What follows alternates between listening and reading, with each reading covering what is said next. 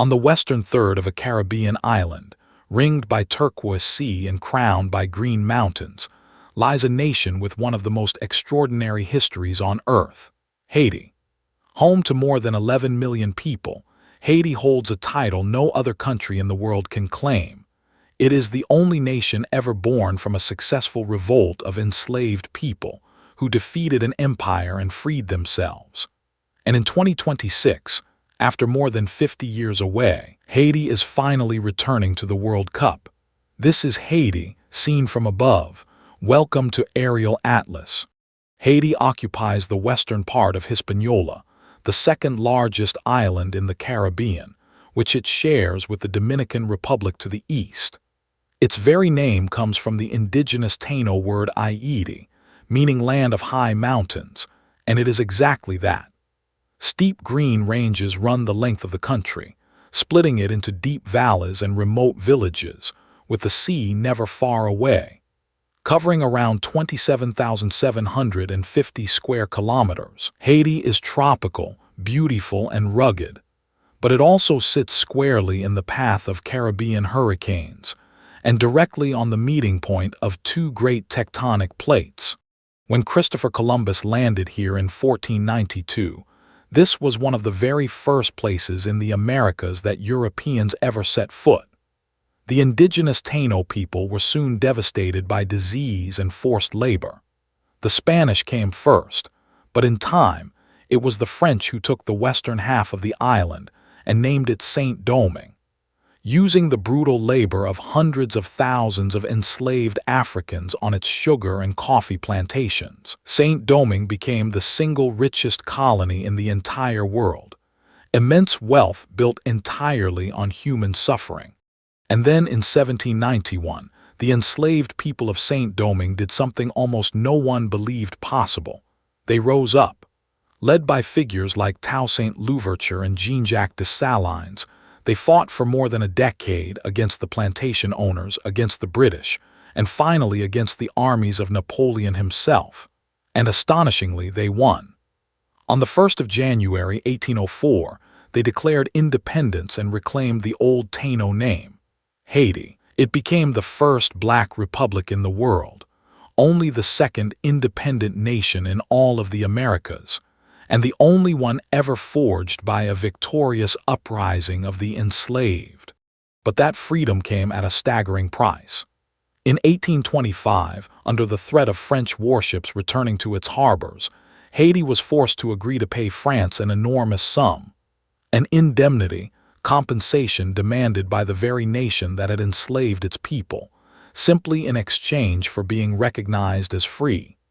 Haiti paid that crushing debt, with interest, for more than 100 years, draining money it desperately needed to build itself. It stands today as one of history's great injustices, and a major reason why a nation that began with such promise was burdened with poverty for generations.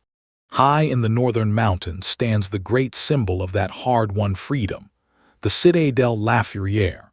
Built in the years after independence to defend the young nation against any French attempt to return and re-enslave its people, it is the largest fortress in all of the Americas, perched dramatically on a mountain peak nearly a kilometer high. Together with the nearby ruins of the Sans Souci Palace, it forms a UNESCO World Heritage Site, a vast monument in stone, raised by a people who had seized their liberty and were determined, whatever the cost, never to lose it again. Today, Haiti is home to more than 11 million people, most of them living in or around the sprawling capital, Port-au-Prince. Almost everyone speaks Haitian Kreyol, a rich musical language born from French and West African roots, spoken everywhere alongside French.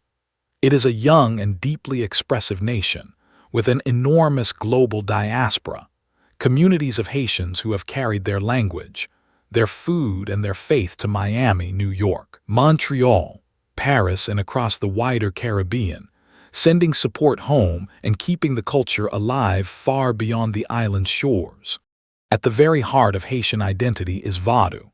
Far from the horror film cliché the word often conjures, Vodou is a genuine and complex religion, blending the spiritual traditions of West Africa with elements of Catholicism, centered on a supreme creator and a family of spirits known as the LWA. It is a faith that helped bind enslaved people together across different languages and origins, and which, many believe, helped spark the revolution itself. Today it lives quietly alongside Christianity in everyday Haitian life, woven into the nation's music, its art, its dance, and its sense of community. And Haitian culture is gloriously, defiantly creative. Haiti is famous worldwide for its vivid art, bold, dreamlike naive paintings and intricate sculptures hammered from flattened steel oil drums, sold in galleries from Port-au-Prince to Paris. And its music moves the entire nation.